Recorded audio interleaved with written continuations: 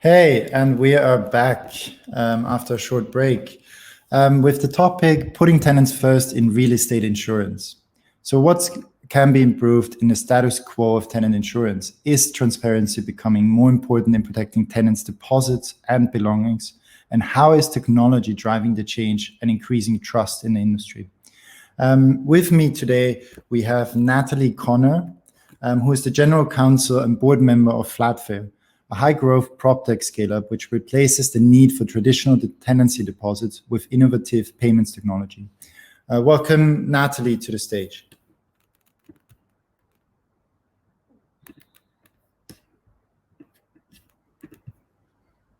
Hi, Natalie. Hi, Val. It's great to have you here. And the next speaker is Ben Grech.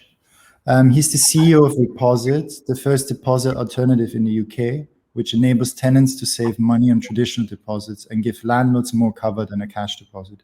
He also was one of the founders and CEO of a company called Uniplaces, which made student accommodations much more affordable and easier to book.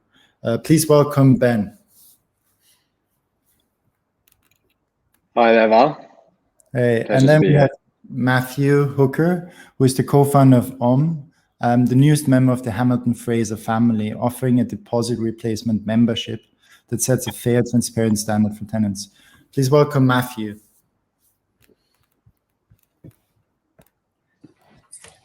Thanks for having me, Val. Great. So one of the opinions of deposit replacement products is that schemes often do not care about protecting tenants, instead looking to offer large protections to landlords only. Do you agree with the sentiment? I would say one thing that's important about our industry is to help tenants, you have to also create a product that helps agents and landlords as well. I think there are a lot of products in the market that try to go direct and do something for tenants to create a better experience and so forth, which is all well and good, but we have to understand the dynamics of the industry, which is that the landlords have the houses, they have the supply, they have a lot of control and power. And in order to get something that across to tenants that's actually really better for them, you often have to go via the landlords and the agents. And so what we focus on at Reposit is creating a win-win for everyone, for agents, for landlords, and for tenants as well.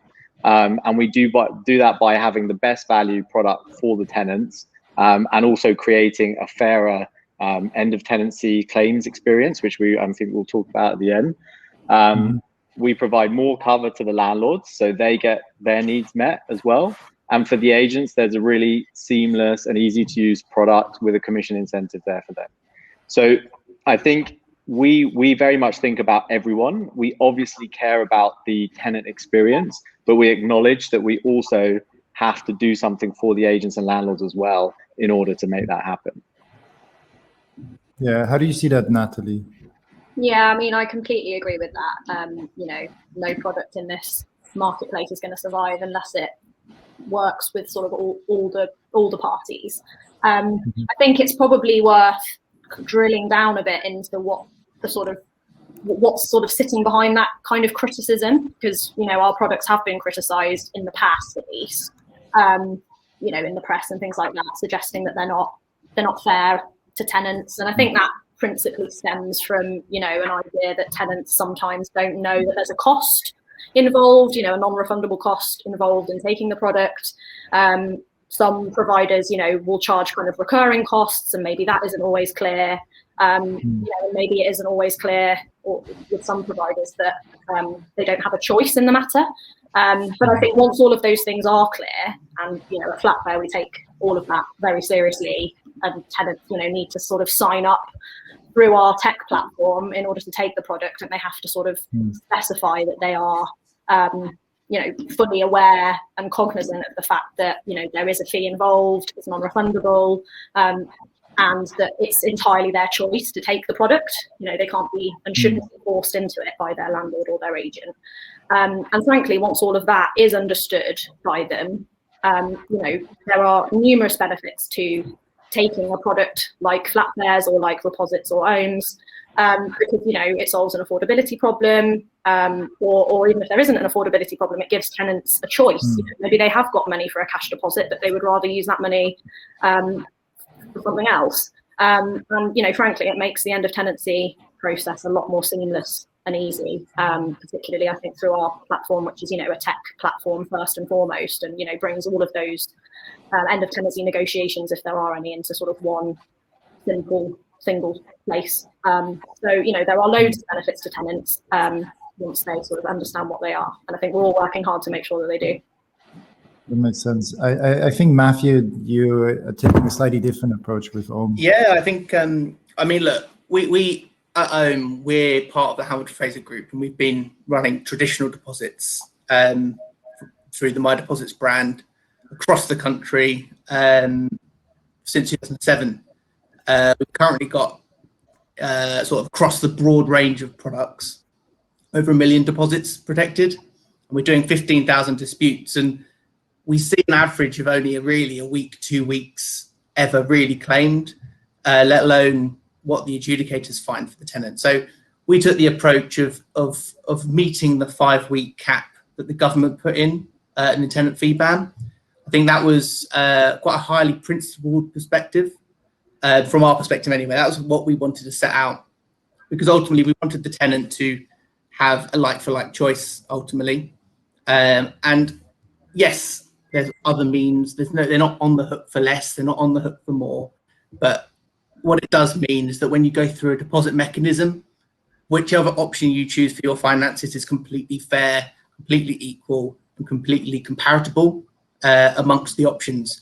So we just wanted a tenant to be able to go, I've got £1,000 in my pocket, I can use it as a cash deposit, or I want to use, from our perspective, a £10 a month membership and leave that £1,000 for an emergency, or to ease cash flow, or move into a property without that double bubble effect. So looking to fix the same problems as the other guys on the panel and the other products out there, but just we wanted to make sure that we were honouring that sort of intention that the government set out in the deposit fee ban, in the tenant fee ban, sorry.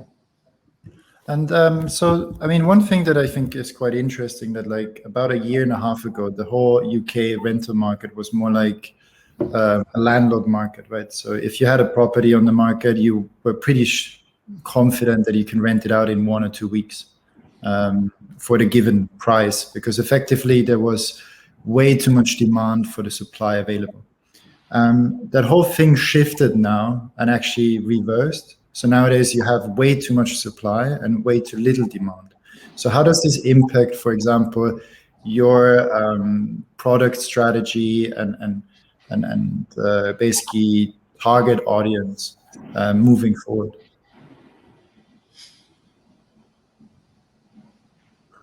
I mean, I could dive in there early. I think for us, we were always looking at the idea of a tenant, as I say, I mean, Natalie mentioned it, so did Ben, that choice. So I don't think from a product strategy in terms of deposit, the change in supply or demand dynamics is going to really have a long-term impact. It might help in the sense that some agents who offer it before other agents might get a tenant in quicker or not. But ultimately, the supply and demand, the deposit is a deposit. It's the first transaction. It's the first big part of trust that a tenant is putting on an agent or a landlord, and vice versa. That's what the deposit or the deposit replacement is there for. It's replacing trust in a financial way. So I don't think it really changes too much. There's going to be elements that will be impacted, but ultimately that deposit is the first transaction. To say it's sort of almost the heart, the beat of the tenancy from day one until however long the tenancy lasts. So we don't really see a huge amount of change, but don't quote me, just in case we see something significant over the next year. Yeah, I think Matthew's right there in the sense that, you know, short-term fluctuations, it may be something that lasts for a bit longer, you know, with the pandemic and the impacts of that, but there will be ups and downs in demand, supply, and that's going to happen. However, I think it took perhaps a bit longer initially for landlords to warm up to deposit alternatives than tenants. I think there was very clear intent and demand from tenants from a very early stage with these products. And I think these changes in demand in the short term actually just increase the appeal of these products for landlords, because it's basically saying, you know, we're removing some friction from the market. We're going to help you let your properties faster. We're going to help you sustain your rent levels, you know, which is only a good thing for landlords in this environment. So I would say that these short-term changes would actually increase the appeal of deposit alternatives for landlords and agents. Do you echo that, Natalie? Yeah, I do. I was going to say, you know, we've got all sorts of data that shows that the landlords and the agents that offer our products, you know, demonstrably reduces voids. So at a time where you're worried about voids or the void period could be longer, then I think it makes absolute sense to start looking at products like ours. Do you see that there's a reason why, for example, contents insurance is not part of a no deposit replacement? Well, I suppose it could be, but it would just be, it's a different type of product that could be offered to tenants alongside it. Yeah, I think there's also, you know, there are misconceptions around the deposit alternative product. In that, is it a classic, you know, insurance, you know, product for tenants to buy, or is it something a bit different? And there is a danger of confusing your product offering if you start trying to upsell, you know, lots of different pure insurance products to tenants. You know, you can start confusing what you really are. And there are lots of people in the industry that already do that.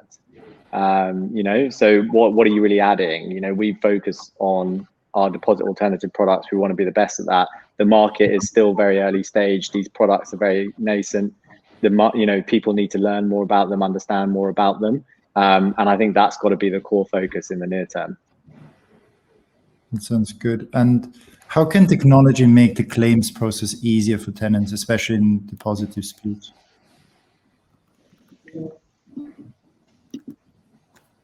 Maybe Natalie, you want to go first? Yeah, I mean, well, Flatfair is all about using technology to make the claims process easier. That's kind of what we are, how we define ourselves.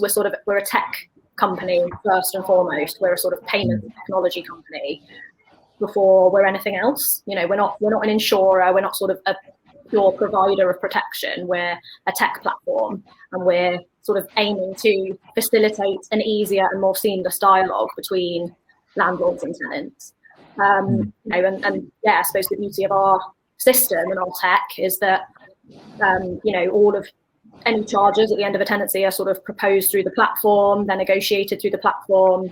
Any disputes are run through the platform. It's all done within sort of pre-agreed timeframes. It's very easy to use. You know, tenants have signed up with us from the beginning, so they know how to use the platform. They know it's all sort of transparent and, you know, readily available, and there's that audit trail there. And, you know, in this day and age where, you know, we've got increasing numbers of millennials renting, you know, people want to be able to use their phone for this sort of stuff. You know, they want to be able to take a picture of a document that they want to submit to, you know, an adjudicator as evidence in a charge dispute, and just sort of quickly send it off, and our tech enables that. So that's what it's all about, I think. Yeah. Completely. Go on, Matthew. I was just going to echo that, really. I mean, we look at it from the other side, the sort of down the line, down the stream sort of perspective. So we, as I said before, we do 15,000 adjudications, work with Flatfair for their adjudications as well. So we see the evidence that comes through, and we're in a massive. I mean, we didn't start as a tech firm, Hamilton Fraser anyway. First and foremost, I mean, don't quote me, I wasn't there at the time, but I'm sure our adjudication started off with a bit of paper, some photos, and a phone call. Moving on from there, sort of into a more streamlined perspective, and we've got a lot more to do. I mean, we as a business are investing heavily over the next few years on a huge range of replatforming and digitization. And I think the key part there is not dissimilar to the origins of Ohm. It's about transparency, it's about choice, it's about being able to negotiate on a platform that gives auditability. Because ultimately, we've got to remember that what a deposit protection scheme, and therefore a deposit replacement scheme, is doing is replacing the need to go to the small claims court. So the real important part of a dispute is being able to sort of highlight who's lost, who's sort of got a financial loss, who's caused the loss, and ultimately who's going to fix the problem. So that's ultimately what ADR, alternative dispute resolution, is. And as Natalie says, if you can have technology streamline those processes, we can go from what used to take months or years down to what tenancy deposit protection schemes brought down to a couple of months, to what hopefully deposit replacements, and therefore the alternatives such as cash deposits or deposit loans which are popping up, bringing it down to maybe days in the future. And then who knows, AI, that sort of stuff, just looking at pattern matching and bringing it down to hours. We're seeing the same with insurance in America with Lemonade and whatever the case may be. So I don't think that it ever stops, really. Technology and technology platforms just keep bringing those timeframes down and down and down. Yeah, I think if you really think about a tenancy agreement, the end of tenancy process should be completely non-controversial. Like, you've all had time to read the tenancy agreement at the beginning of tenancy. The tenants made the choice to enter into that agreement and sign it. You know, an inventory's been done, or it should have been done, should have been signed by the tenant. You know, you've got all those core documents in place. At the end of tenancy, it should be a case of, you know, walking around the property with the tenant, checking things against the initial inventory. You got your checkout report, you see what mismatched and the costs involved and the audit trail there with the receipts and the, you know, initial costs and so forth. And it's just a mathematical calculation. Like, every tenancy process should be like that. Unfortunately, it's not, because you've just got practical issues. The inventory wasn't sent at the right time to the tenant, so the tenant didn't acknowledge it properly. You know, a checkout report couldn't have been done because there was an issue related to sort of COVID-19 or something. Whereas if the tenant could just whip round with their phone and almost do the checkout report themselves, then it's sort of problem solved, right? So I think technology just brings that extra level of transparency and consistency, which the kind of analog methods at the moment are just completely failing on. And Reposit has already brought the ADR timeframe down from what's typically sort of 4 to 6 weeks to 14 days. And the whole end of tenancy process is really speeding up around that as well. So plenty more to do. And I don't think it's all going to come from deposit alternative companies. There's tons of inventory companies, referencing companies that are moving into this space. And what we'll look to do is just leverage the best technologies to make the process fairer for everyone.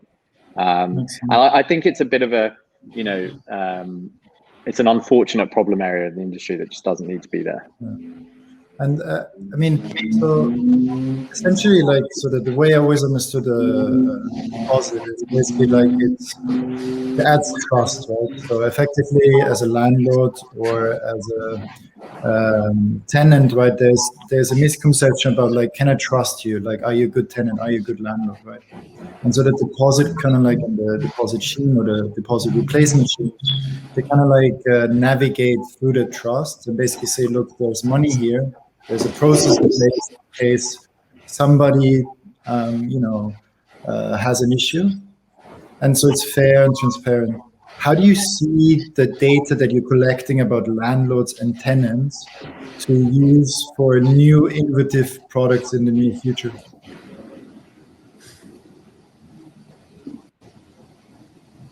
I can jump in again. Look, it's a funny one, because we sit on data.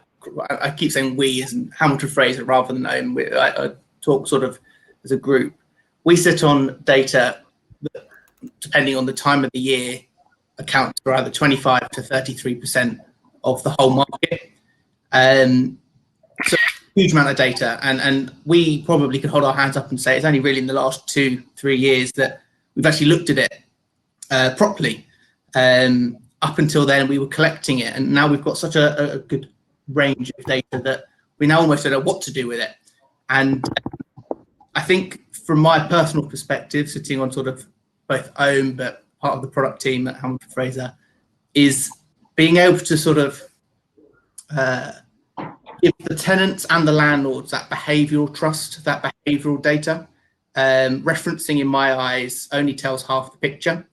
And ultimately, it's a bit like Ben was just saying about the inventories. Referencing and inventories go hand in hand, because if you can get those right at the beginning, all the problems at the end of the tenancy are pretty much resolved. So I see sort of the data that we can collect across the broader business at Howard Fraser, and putting together that behavioural picture for tenants and landlords to almost have a look at each other and go, well, you're a trustworthy guy, girl, and off we go. I think that's ultimately the transparency we're looking for, really, and not just limiting you to whether you can pass a financial report because of your last 5 years of earning history. Actually, you were a really good tenant. You've paid your rent for 6 years. Your dispute history as a tenant is really good. Or if you have had a dispute, it's generally quite a good positive experience you've had. You're not just playing the landlord. So I'm not saying that we're there yet, and I'm not saying that necessarily we're anywhere near what it could be, but the conversations we've had with other players in the market to talk about those sorts of things are quite exciting. Natalie, Ben, do you agree with this? Yeah, I mean, you know, I think deposit alternative providers occupy quite a unique space in the sort of rental transaction. We're one of the very few players that actually see the whole thing play out from start to finish. And so the sky is the limit, I think, really, in terms of how we can use that data. You know, there's behavioural data, as Matt says, you know, there's data that informs our view on risk, probably at the sort of protection side. So I think we're going to see a lot of quite exciting evolution from all the providers probably in the coming years as we sort of all seek to be more data driven. I mean, one of the things that we've done in the last year, partly with the data that we have, but also just kind of like using our tech and our position in the market to kind of do some good, is we've launched a product called Resolve, which basically helps. It's a free to use service. It's an online, and again, a tech service, and it allows landlords and tenants, if there's an issue with rent arrears that have arisen as a result of COVID-19, they allow landlords and tenants to just renegotiate those and sort of produce an amended rent schedule that either, you know, waives part of the rent or reallocates it to a later period of time, to sort of soften the blow, I suppose, the financial blow of COVID on a lot of tenants. So, you know, that's something we're really proud of. It's something that the government has kind of quite recently endorsed on their website as being, you know, a really useful method for potentially avoiding evictions and avoiding homelessness. So I think it's great to see, you know, ways in which the providers can improve their products. I love the idea of having an API call that I can do before the start of a tenancy, right? To see if that person ever had caused any trouble. Yeah. I mean, at the moment, like, it's not that easy to do the tenant reference check, right? Because the data that is available is more financial data. It's data about your income, data about your credit score and credit risk, AML checks and so on. But there isn't really much data we can ask for, like, are you a good tenant? Are your previous landlords happy? Is your letting agent happy? So you always have to go through a process where you ask, like, the previous ones. It works the same the other way as well, Val, with the asking if your landlord or agent is a good agent. Yeah, exactly. If the landlord has a lot of disputes, that's probably a sign of a bunch of different independent tenants having an issue. And the same goes with opening up. I'm a big fan of open data, so opening up the redress schemes, which we have one at Hamilton Fraser Bingo, property redress scheme. We've got those complaint data for the agents, and so I think those sorts of things, and not to dismiss at all what Natalie was saying as well about the open transparency, about the rent schedules and that sort of thing. I think that's all of that information is only going to help these products, but sort of just the general experience for tenants, I think. Yeah, and just to add to that, I think if you go beyond the tech and what the tech could evolve into doing and the functionality, I think more broadly, you know, as I said earlier, this is still a nascent market. And in terms of the function that these products can perform for the market, I think we're really well positioned to remove friction from the tenancy transaction, ultimately creating a more liquid market, and unlocking all that money that's locked up in cash deposits at the moment, which at a time like the pandemic, we could really use circulating more in the economy, you know? So I think, you know, in terms of just almost a bit of a plug for our products and our category in general, I think our products are really well positioned to actually facilitate recovery from the current position that we're in, beyond just the tech, because obviously the tech's going to evolve and we're going to do different things and it's going to be very cool. But like what's the broader societal function that we'll play? And I think that's really valid and definitely something that we should be looking to do more. No, that sounds good. So where do you see the future of no deposit renting? What do you see like happening in the next 5 to 10 years? We're going to spill our trade secrets here, guys. Careful. Yeah. Go on, Ben. Sorry, I didn't mean to interrupt. No, I was just going to say, I think, there is going to be there is already this, greater demand for transparency from tenants, and landlords, getting information from the tenants we talked about referencing a little bit. And I think, facilitating that, making the whole tenancy process more transparent, more consistent, fairer for everyone, reducing the number of disputes and not even disputes, because I think a lot of time in the current market, actually the dispute rates, the number of times the end of tenancy charges get officially disputed and sent to ADR is like less than 1%. But actually that doesn't represent the amount of ill feeling there is at the end of tenancies in a lot of times. And it's because I think at the moment, there's a lot of leverage with the agent and the landlord, because they're effectively, the cash is locked up with them. And it can take 8 weeks for the tenant to get their money back, and the tenant doesn't want to wait that long, So I think, we need a better level of transparency in the industry. And this is something that our products will help to achieve. And I think that's definitely part of the future of the market. Sounds good. And we're just cautious about time. We have a few questions from the audience. So the first one is, why is there such a slow take-up on no deposit products when they look great on paper? Yeah. Do you mind in there, just looking at it from a traditional deposit scheme perspective as well? I think there's we did a survey over Christmas. The underlying factor is that for landlords and agents, deposits work quite nicely. You're not really solving the greatest of issues for the landlord or the agent. You're solving a big issue about cash flow for the tenant. So the take up, I think, Natalie, you mentioned it earlier. I think it was Ben actually. The products look great on paper for the tenants because they are. And what we're now looking to do, and we've mentioned it across the panel, is bringing those landlords and agents up sort of along with the journey, and just sort of touching upon that last point you asked about the future of deposits and deposit replacements. They go hand in hand.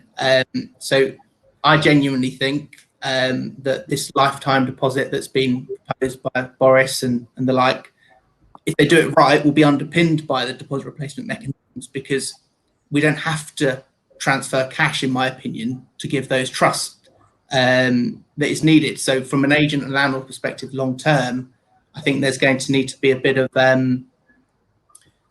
trust, again, not on the tenant side now, but on the deposit replacement side. They've got to trust that come what may, the money that they feel they're owed because there's damage and that sort of thing. So it's not a case of removing that trust, but just shifting it from burden on. Just to jump in here, so you mentioned like lifetime deposit. One of the questions is like, how will your services manage the potential issue of lifetime deposit?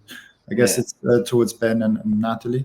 Yeah, I mean, just with lifetime deposits, I think the kind of proposal of, the tenant pays a deposit and they can passport that between houses is just like, it doesn't solve the problem at all. It's, as a tenant, that is exactly the problem that our products are here to solve. It's like, as a tenant, I still am a renter. And, what you do is you pay a deposit for your first property, and then you either get it back and pay it for the next one, or you have to pay another one until the other one comes back. And you're just rolling that money on, and it's never in your pocket. You've probably got to pay a bit more next time you rent a property, so it's still a cash flow burden for me as a tenant. And the lifetime deposit scheme doesn't solve that. And also there's an issue of like, how much do you passport from one tenancy to another? Because obviously if there are deductions, that needs to be settled before you know how much is there to passport. So it must be said though there, Ben, just to pick up on that sitting on the working groups as we do, the lifetime deposit and deposit passport are two inherently different ideas. The lifetime deposit is the replacement of a deposit as we know it, whereas the deposit passporting is how do we get existing deposits to work. Now, I genuinely am of the opinion that existing deposits cannot work in exactly the way you've said, because it doesn't work. So for us to really move on and have a lifetime deposit, we've got to have a way that the tenant takes the money along with them, regardless of the option. And that trust, that protection goes along with the landlord. And I think that that's what the government have to really understand, I think. So I completely agree. And just to add on that, if you look to the sort of examples in the US, some US states have now actually mandated that a deposit alternative has to be offered alongside a cash deposit, because they're acknowledging that it's actually, it is a great product. It does the same job. And, tenants shouldn't always be burdened. There are big affordability problems, especially in the major cities, of which, London is one of them. And they're actually mandating for alternatives to be offered. At the moment in the UK, you've got the situation where a product like ours has to be offered as a choice alongside a cash deposit, but it's not yet mandated that it always should be offered. Obviously, that would be great and very favorable to our industry, so I'm going to say it, but I think it's just an interesting example that in the US, this has already happened. Yeah, I agree with that. And I think that probably takes us quite nicely back to the question of why has there been quite a slow take-up here? And I think that's a big part of the reason. I think we all looking to kind of educate renters more about these choices that they have and why they're so good for them. And we're looking to educate landlords about the protection that we offer and how much better it is than a cash deposit. And, the more landlords and tenants get to hear about that, and the more the offerings become kind of embedded in the sort of collective psyche, I think the more take up we will see. But it would certainly be aided by some government assistance along the lines that Ben said. We're lobbying for that quite heavily, and I'm sure we all are. And I think it would be to everybody's benefit if it was a mandated choice that the tenants get. Yeah, definitely. One of the other questions here is, so whether you're taking a deposit or a deposit replacement scheme, a lot is basically dependent on the inventory report at the move in and the move out. How can we, what tips do you have for landlords, tenants, and agents to basically have inventory reports that are fair and not misleading, and also very detailed, so that there's no issues at the end of a tenancy?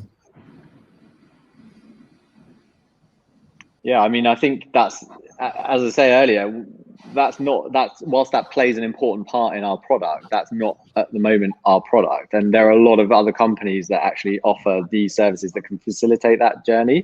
I mean, we're here to,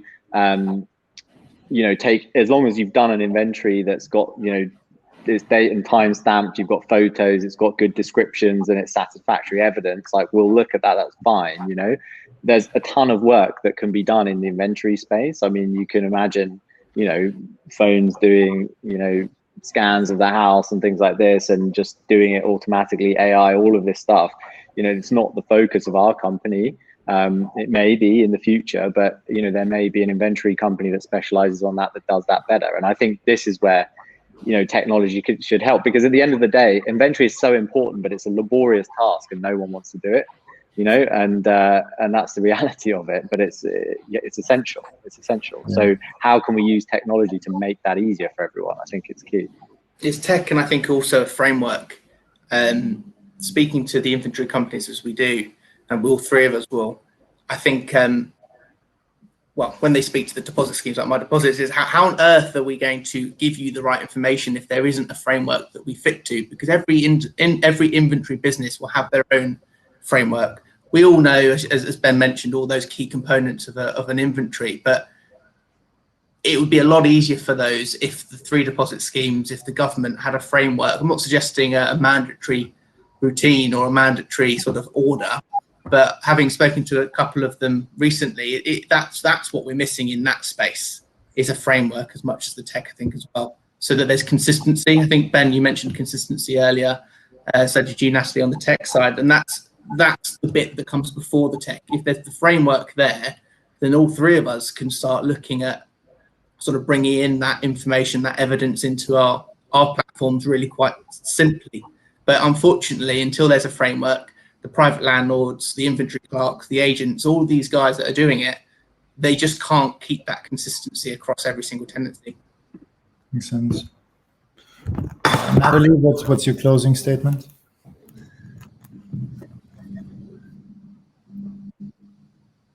Sorry, and you just cut out there. Were you asking me? Oh, sorry.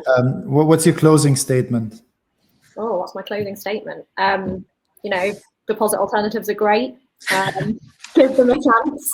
You know, I think it's a new market and we're all finding our way, but it's you know, I think we've all learned a lot from the last few years. I think it is a great market. I'd personally love to see more collaboration between the providers, you know, in sort of educating landlords and tenants, and you know, lobbying the government to make this a mandatory choice that tenants get. And yeah, here's hoping that, you know, we can release more of that cash. I think it's over £5 billion that's locked away in deposits, doing absolutely nothing. Yeah, that's crazy. You know, for anybody. And if you think about the average renter in the UK, you know, who's often living kind of paycheck to paycheck, how much of a difference that 5 weeks rent would make to them, having that back in their pocket. I think that should be everyone's The goal. crazy thing is actually that if you hold the money, I'm sure Matthew and so on has stats, or you all have stats on this, but like if you actually use one of the insured schemes and hold the deposit money, you're actually losing money on an annual basis because it's not possible to make enough interest on it. It's a quite interesting fact, I think. I think personally, like there's a huge market for no deposit schemes. You know, like a lot of people struggle with the amount of cash that is required when you change a tenancy, because you still have your old deposit that has been paid. You need to pay the new deposit, and you pay also your first rent. And so like a no deposit replacement scheme makes it much more affordable to do this. And yeah, it's super great to have you. I'm really sorry that I need to end the session now. It was no, that's okay. insightful, like what do you think about that market, and also how it's changing and what is possible in the future. And it's great to see that you're all kind of like encouraged that there should be more transparency and openness, and also collaboration between different providers. Great. Thanks for having us. Thanks for having us. Well, Awesome. Speak Thanks, soon. Mark. You too. And in 5 minutes, or actually 3 minutes, we have how communities will transform our way of living with Max Rodman from Roundhill Capital, as well as Ricardo Tesaro and Vanessa Hale. So see you in a bit. Catch you later, guys.